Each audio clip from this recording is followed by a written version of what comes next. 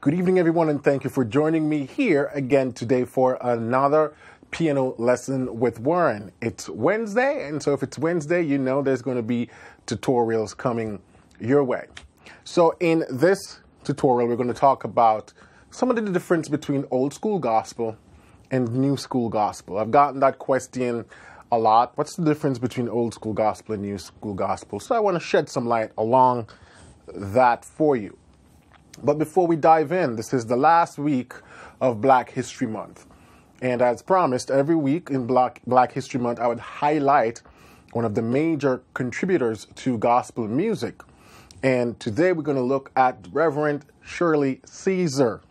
Yes, Shirley Caesar is considered the queen or the first lady of gospel music because she really took it to another level. And if you don't know Shirley Caesar, you should definitely go check her out. She is awesome. So let's talk a little bit about Shirley Caesar, to share a little bit of her accomplishments and so on. So she was born in 1938 in Durham, North Carolina. And she's a gospel music songwriter, American gospel music songwriter, whose career has spanned over 6 decades. So she's been active in singing and praising the Lord for over 60 years. That's amazing. I'm hoping that I can continue to shoot tutorials and function even when I'm in my 70s and 80s. So hats off to Shirley Caesar for continuing such a long and fruitful journey and the contribution she made to gospel music. She began recording at 12 years old, and she's been singing since she was 5 years old. So 12 years old, she was in the studio cutting tracks, laying records. At 12 years old, man, I don't even know what I was doing, but I don't think it's anything worth mentioning. I was not doing anything productive. So from 12 years old, she's been, singing, wearing the sort of big lady dress, so to speak, in terms of, having to juggle all of that sort of singing career with school. So 12 years old, in 1951, she was recording with the Federal Recording Label. Now, Shirley Caesar is a highly accomplished gospel singer. She has 12 Grammys, along with Dove Awards and Stella Awards. She has also produced over 40 records of her singing. Over 40 records. She's participated in over 16 compilations with different artists. You name them, and she has sung with them. She has also participated in 3 gospel musicals. So that's interesting. You can go check that out. Shirley Caesar is also the recipient for the 1999 National Heritage Fellowship from the National Endowment for the Arts, which is the United States' highest honor in the folk and traditional arts. And she was inducted in that in 1999 to the year 2000.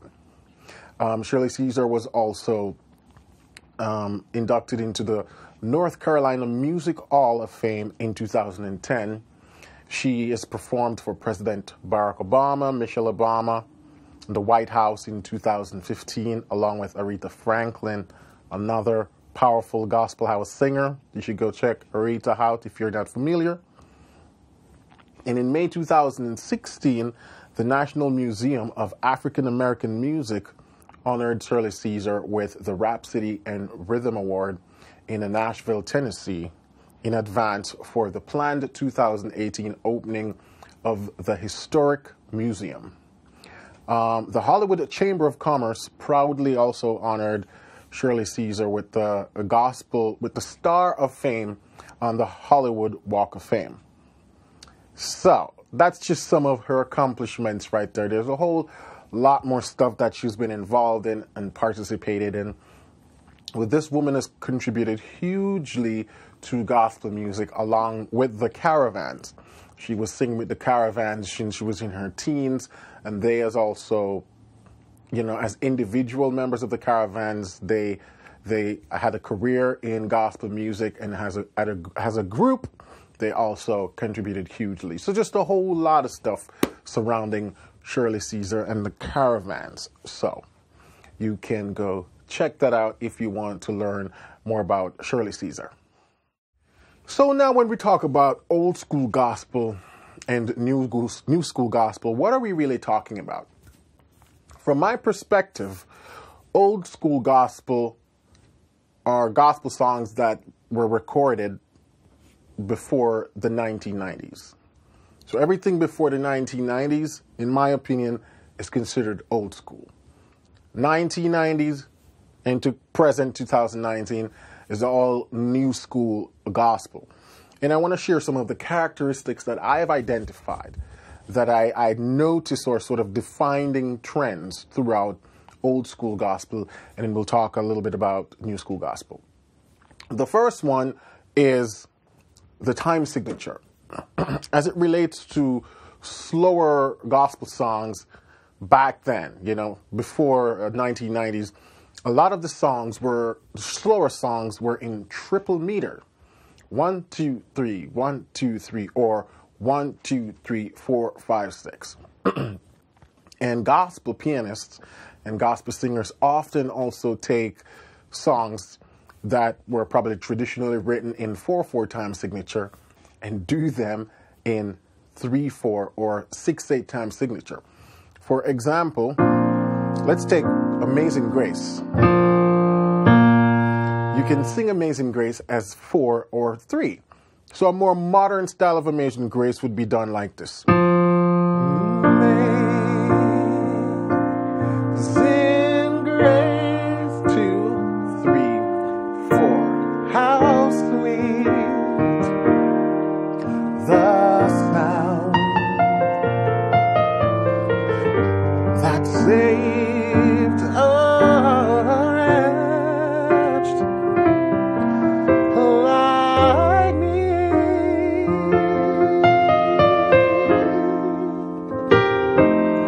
I once was lost, but now I'm found. Was blind, but now I see.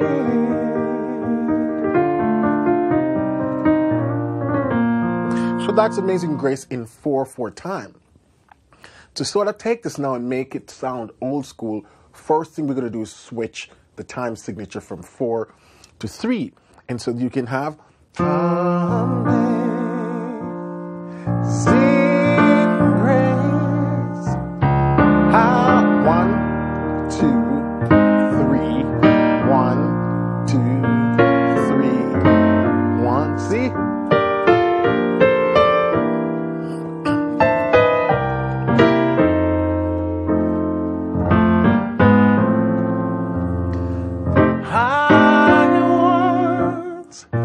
Was lost, but now I'm found. Was blind, but now I see. And once you switch a song from 4 to 3, then you can start to do stuff like this with the rhythm,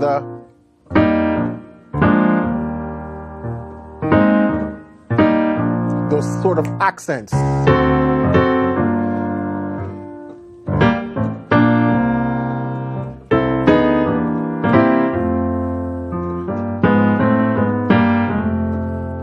You start to put in those accents, and 1, and 2, and 3. We're accenting those offbeats. And that makes it sound a lot more dated, a lot more old school. Another characteristic for old school gospel is that everything is dominant 7th chords. 1 chord's a dominant 7, the 4 chords are dominant 7, the 5 chords are dominant 7. And that's it, we keep it right there. They might play some minor chords also with minor 7ths, but everything else is predominantly dominant 7th. So as you can see, I was playing, You can't beat God's giving in the intro, and that's a song by the Caravans. You know,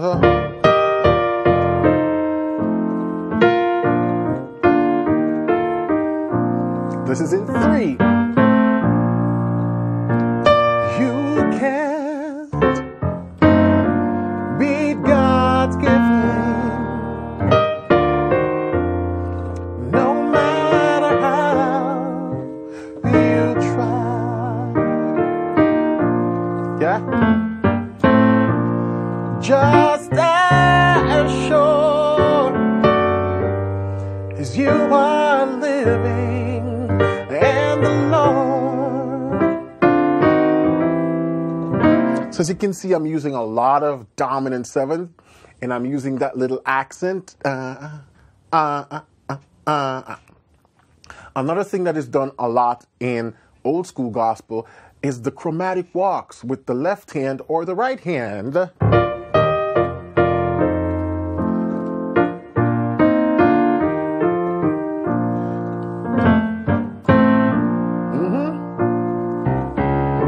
See that little bass walk?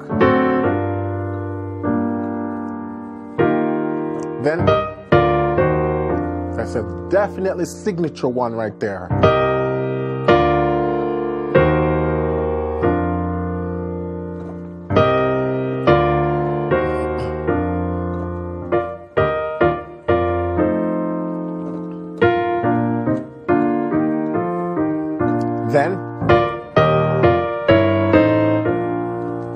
So that's a typical turnaround done in old school gospel. The right hand sort of take a second inversion 1 chord.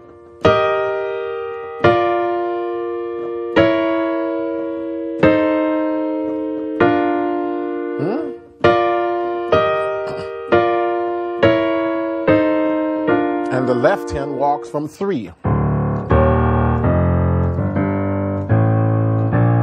From 3 to 1 right in the major scale. So you have just as sure as you are living. Not a little walk, you know? Then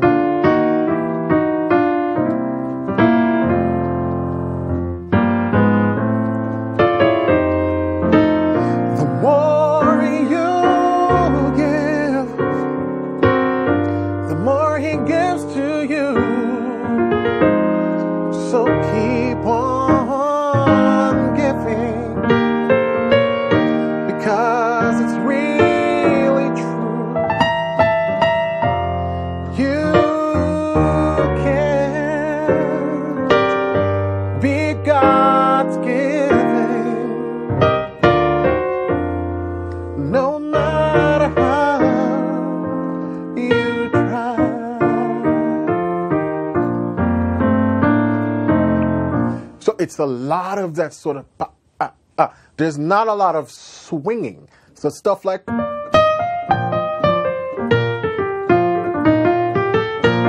it's more straight, and it just fits into the groove of that 3 rhythm, you know? So if we play that beat, yeah.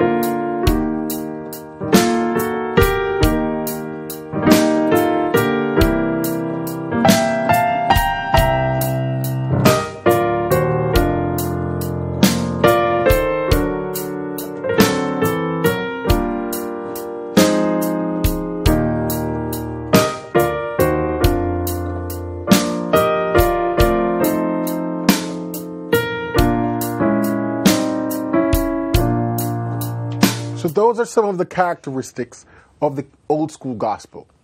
All the chords are predominantly dominant seventh. We use a lot of chromatic slides with the walk-up bass or the left hand in between movements. We use a lot of 3/4 time. I'm not saying that you won't find modern gospel in 3. It's just going to flow differently in the 3, in the more modern style, than it would 30, 40 years ago when they played this kind of stuff. So as you go and listen to some of the older school gospel, listen for some of these qualities. And you go, oh. So when we talk about taking, a song to church, taking a hymn to church, that's what we do. We take any hymn. Let's take another hymn, like say, On a Hill Far Away. On a hill far away stood that old rugged cross, the emblem of suffering and shame.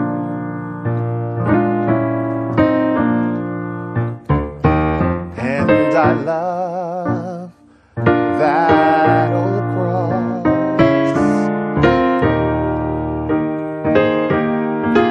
So you see the same techniques?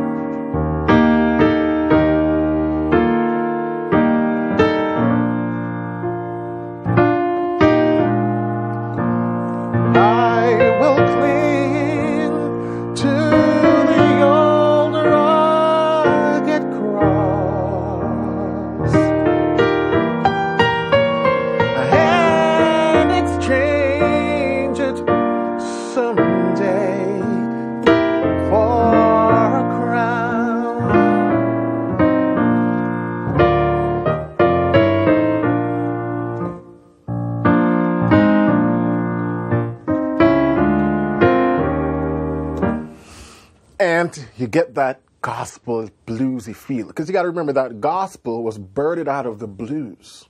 And so back then, everybody was playing with that bluesy style. A lot of blues scale, a lot of dominant sevenths. That bluesy 3 swing. And that was gospel. As music evolved now, and jazz came on the scene, what we know as jazz, chords start getting bigger. 13ths and 9ths sort of became more modern in terms of music, then gospel start to pick up some of that stuff. We got, R&B came on the scene, and neo soul, and gospel starts to emulate some of that sound. And that's when the new school gospel starts to make its way. And for me, that's more like the 90s. Kirk Franklin and all those cats from way back started to say, hey, we're going to modernize gospel. Because back then, rap, R&B, those things were no in churches. You bring that stuff in church, you get chased out. But after a while, folks starts to get more warm up to the idea of having rap in church and R&B style playing in church. This gospel singer starts to emulate a lot more of the R&B style. DAWs came on the scene, so there's a lot more of a production. People start doing self-production of their own music and start to utilize a lot of synths, modern synths, and, everything that you hear in all the other genres of music start to make its way into gospel. And that's when we have modern gospel, or what we call the new school stuff. So if we go back to that Caravan song, you can't beat God giving. You can't beat God's giving. And you go, you can't. All we have to do is start to change the qualities of the chords. Since still this is tried, what if we just make this into a major 9th chord? Then it starts to sound a little smooth. You can't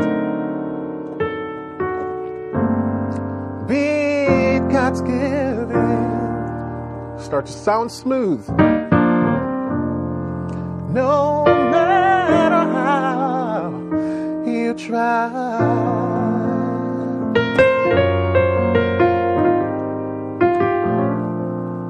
You go, that starts to sound smooth. Just as sure as you are living, and the Lord is in heaven on high.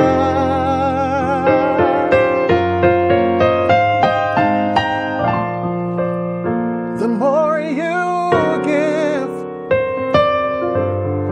the more He gives to you. So keep on giving, because it's really true. You can't beat God's giving,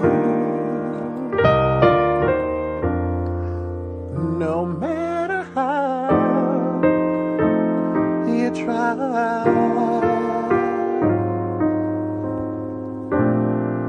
So by changing the qualities of the chords, the song starts to morph and sound more modern.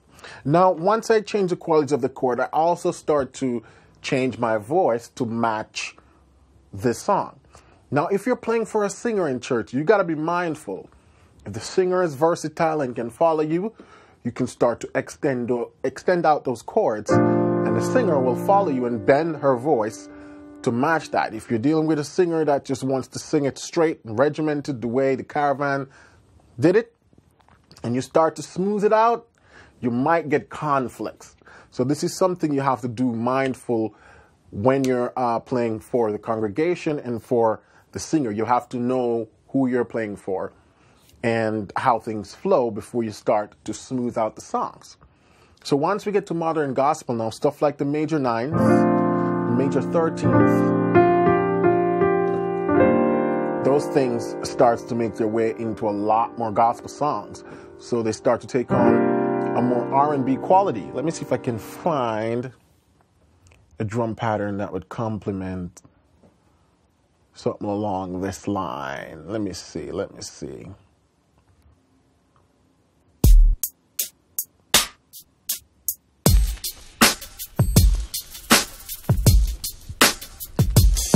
It's a beat like this. It's like R&B groove funk.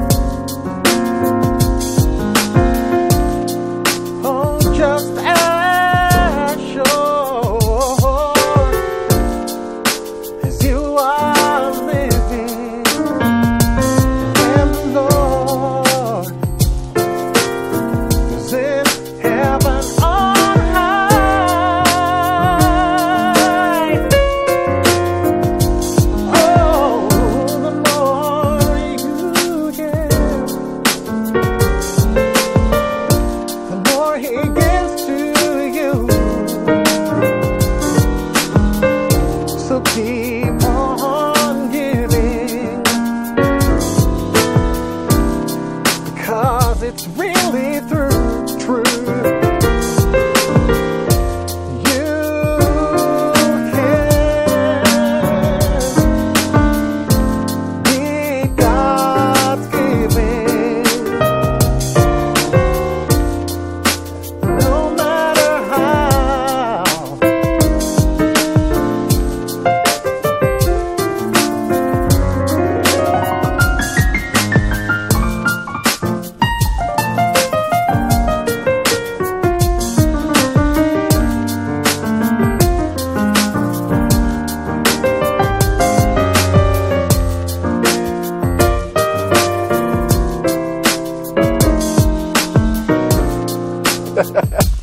And so the chords extend, and once the chord extend, the possibility for lines and licks extend, which means you can start to use modal scales and what we call jazz scales, which is all those scales derived from the harmonic and the natural minor, the harmonic and the melodic minor, and along with the major scale modes.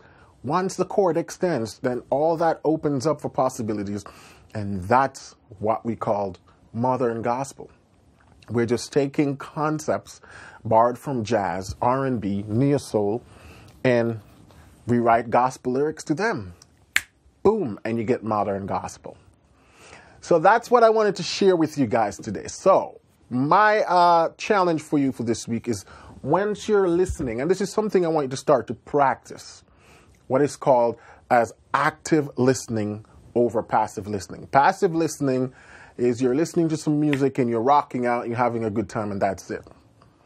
When I listen, and this is something I've been practicing for the last 15 years, I listen actively, which means, yeah, I'm enjoying the song, but I'm analyzing and critiquing everything I hear. Ooh, what was that little run? What was it? Could I play it back? Can I sing it back? You know, I'm constantly putting my brain to work. Ooh, what kind of chord they use right there? You know, one of the other characteristics of modern gospel is there's passing chords everywhere. That wasn't really a thing back in old school gospel. We play the song as it was, and that's it. Modern school gospel now, we start to take any song, we start to put all sorts of chords in there, you know? Amazing grace, how sweet the sound that saved a wretch like me.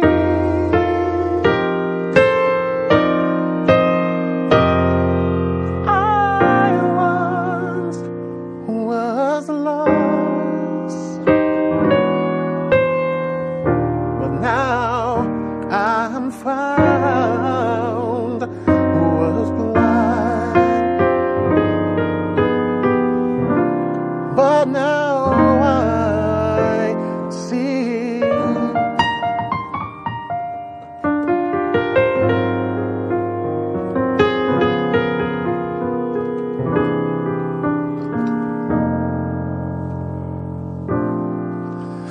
So you start, a lot of chord extension starts to happening.